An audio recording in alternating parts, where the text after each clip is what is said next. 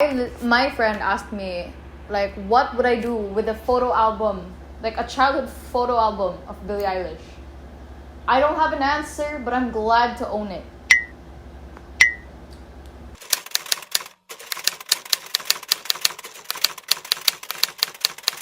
Hey guys, it's me, Sasa, and this is Rated Sasa. Welcome to my channel.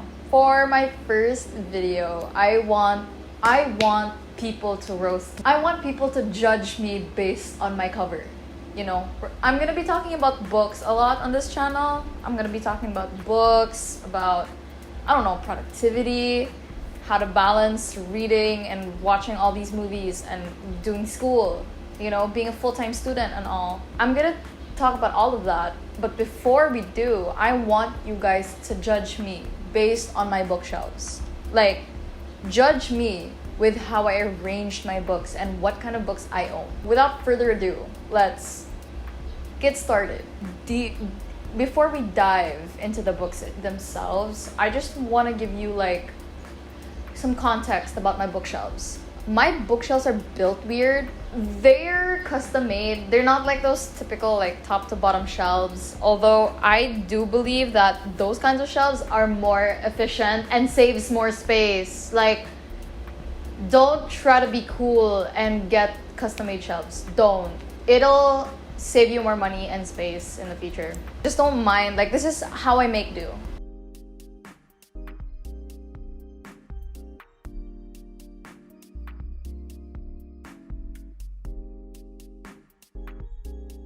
So let's start with the celebrity books.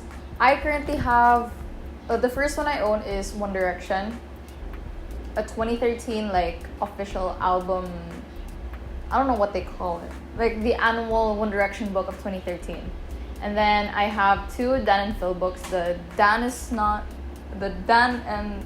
Amazing Book is Not on Fire, and Dan and Phil Goes Outside.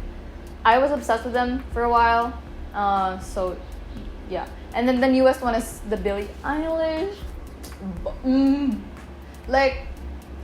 My friend asked me, like, what would I do with a photo album, like a childhood photo album of Billie Eilish? I don't have an answer, but I'm glad to own it. Then, for the longest, I didn't read a lot before, but I did read a lot of comic books, and I've read every single one of these comic books. My favorite heroes: The Flash, Shazam, Nightwing, in that order. Number 1, The Flash. Number 3, Nightwing. Like, that is my order, and that is my holy grail. Take what you will. The last part of this area is my manga area. I currently only own one Haikyuu, and it had to be the one with a really, really, really tiny Konoha. Like, I saw Konoha and I was like, gotta buy. And then this is Replay. If you know what that is, don't mention it in front of a straight man. Like, don't talk about what it is about. Fruits Basket, another. I honestly thought this was Kyo, but it's okay. It's his son. It's fine. You know, we still love Fruits Basket, another. Attack on Titan, of course. Eren Yeager is in the front. Anybody want to ask more questions? I'm planning to collect Tokyo Ghoul. I don't know how you pronounce it, but I'm planning to collect the first series and then the second series, and then I'll read it all in full, like binge read it. I love Tokyo Ghoul. It's one of my favorite storylines. Anime-wise, storyline-wise, pure. Now that that's over, we're gonna get into this very random shelf.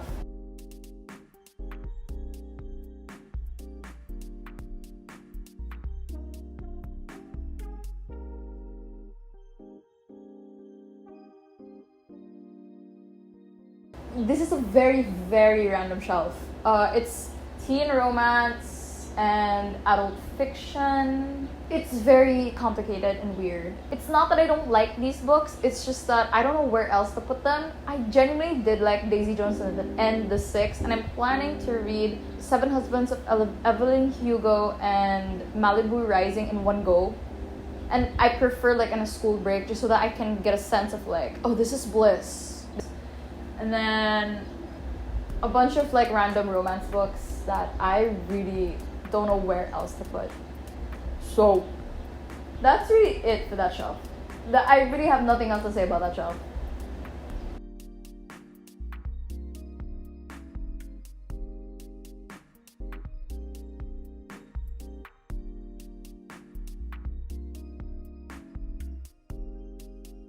So this is gonna be the start of like books that I actually really enjoy and like are really part of my collection. Like I'm gonna say like I'm a book reader, I'm a bookworm, I read books. This is my unpretentious and smart shelf. Like if I ever invite someone over who intimidates me intellectually, I will like sit by the shelf. Like I will stand on this shelf and just like, oh, I stand here every day. Just so that he notices that I own a classic shelf. Like he or she will just have to notice that I have a classic shelf because I'm just standing by there like, oh, casually. But to be honest, I do read. I am interested in classics. Don't just think I'm just like all talk. I've read Catcher in the Rye, To Kill a Mockingbird. I've read Murder on the Orient Express, and I want to read And Then There Were None. Like that's another book that I want to get into.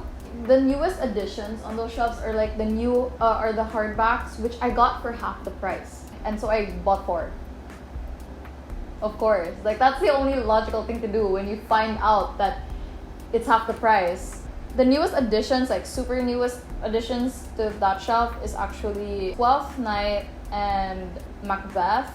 I have another copy of Macbeth right beside like the newer ones, but that's in the original text. I can't understand it, so I'm going to read the modern text first before I read the old text, which I'm actually planning to read probably next week when I finish the book that I'm currently reading, which is Ninth House. I have a vlog for that coming up after this, so but stay tuned for that.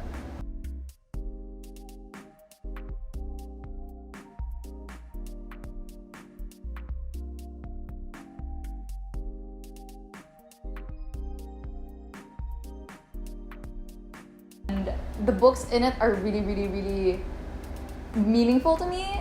Oh my god, meaningful. Wow, she's getting sentimental about books. This shelf is my literary / contemporary fiction books. They're a lot of the same genre. I tend to clump literary fiction and contemporary fiction as one. I really do enjoy Haruki Murakami's work, and I just love his books. I've read 3 so far, and I own 1, 2, 3, 4. I own 4 physically and 5, and 1 digitally.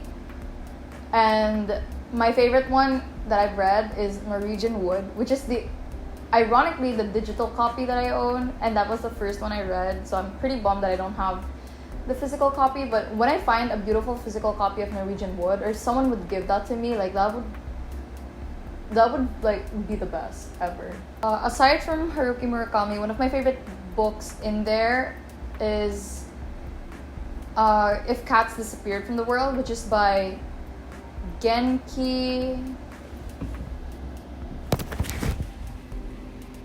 Kawamura. I actually started watching the movie, but it was kind of confusing. So I decided to read the book, and it was beautiful. Oh my god. Japanese authors have this way of writing literary and contemporary fiction in such a whimsical and weird way, but yet they're also really real and deep. Like the characters are real. Like you can actually relate to them, I guess, in a way. Okay, let's go to the very out of this world shelf that I own, and it's my non-fiction shelf.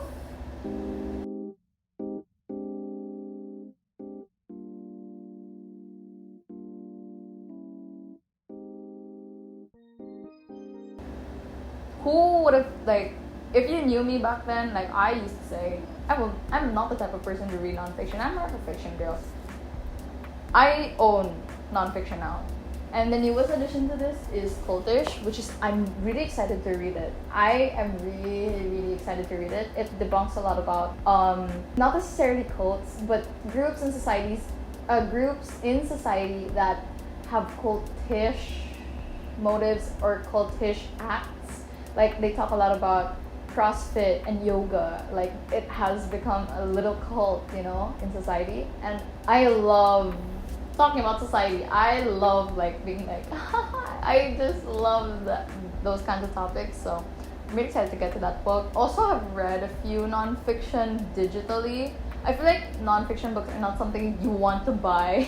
Like, they're not something like, oh, buy this nonfiction book. Or at least for me, I have more, like, I would prefer to read nonfiction books digitally just because you can skim through them faster than, like, world building story fiction books. So now we're gonna get to the main event.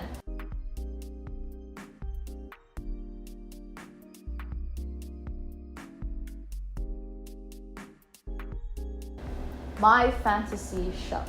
Fantasy is one of, I feel like it's not necessarily like my main genre, but it's more of like there's so many books to read in fantasy to the point where you can't just read fantasy and be like, oh, I'll just read this first book. You gotta go all the way. That is the case with fantasy. And to be honest, I haven't finished every single fantasy series in my shelf, so I don't know if you can call me a fantasy stan, but one of my favorite books and characters are found in this shelf. So we're gonna start with my favorite series of all time. All time. It is Keeper of the Lost Cities. It's not hyped up enough, in my opinion. I found this is weird, but I find a lot of resemblance to Keith Sensen, who is also my book boyfriend, which I also wish could be my book bestie. He's perfect in my eyes, and he's just, I want to protect him with all my heart kind of guy.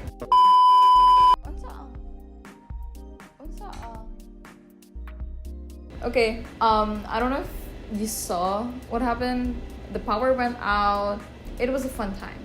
But now we're gonna get back into what I was talking about. I want to show you how much I annotated. Wait. The fourth book is my favorite book, like, in regards to, like, Keith moments. I have a tab specified for Keith moments and quotes. I mean, it's more like Keith quotes, though. I labeled it cute scenes, but then each cute scene is Keith. Like, Keith said. Keith jumped in. Like, every single green tab, which is supposed to be cute scenes, is just one big Keith scene. We're here for it. We love a good Keith moment. Next to my Keeper of the Lost Cities area, we have my very tiny Throne of Glass area. I recently just ordered books 4 and 5, so it'll increase, and then I'll go all the way through all the books, and then it'll increase even more. I am loving the series. I am loving Throne of Glass. I am loving Throne of Glass. Definitely loving it so much. I feel like Dorian is starting to become one of my favorites, and I'm starting to have a soft spot for Rowan. Kale was supposed to be my favorite, but I think he's becoming a little dumb bitch, so he's gotta suck it up. And he's a little bit behind, but then I think he's learning. Definitely he's learning. I haven't read The Assassin's Blade yet. I don't know when I'm gonna get to that. I kind of don't like reading prequels because, like, it's a prequel, but we'll see. Maybe one day I will read it. Next to that is my Shadow and Bone. I'm so sorry to all the Shadow and Bone fans, but I think I'm gonna have to DNF it. I got so bored. At first, I thought it was a Leigh Bardugo problem. Like, maybe I just didn't like her writing, the way she just, like, gave you information as if you already knew it. but I feel like if I get back into it, I'll learn to love it a little bit more. I just don't connect with the characters. And then right below that is like an unfinished series that I have. Like, I have the first book of Poppy War, first book of The Infernal Devices, and then I have, as you can see, I have all 6 Mortal Instruments books. I think I'm DNFing again, yet again, another DNF. I'm so sorry, but I just can't get into the Mortal Instruments. When I don't like the romance trope in a fantasy book, I just can't finish it.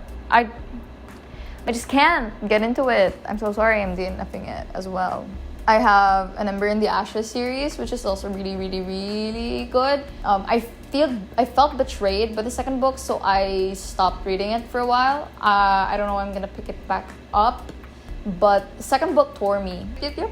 Oh, I do have some Lord of the Rings books. I only have read The Hobbit, and to be honest, it was so hard to read because the book is so small. I know that's such a superficial thing, but when you don't like the hard copy that you have, it's hard to get into the book.